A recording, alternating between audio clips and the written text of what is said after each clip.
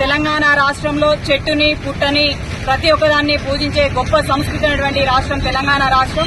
మనం నేటి నుంచి శ్రావణ మాసానికి ఎంటర్ అయిపోయాము. అంటే తెలంగాణలో మన మానుకోట జిల్లాలో ఎస్పెషల్లీ ఉమ్మడి వరంగల్లో మనము శ్రావణ మాసంలో బోనాల పండుగని అంగరంగ వైభవంగా చేసుకుంటాము.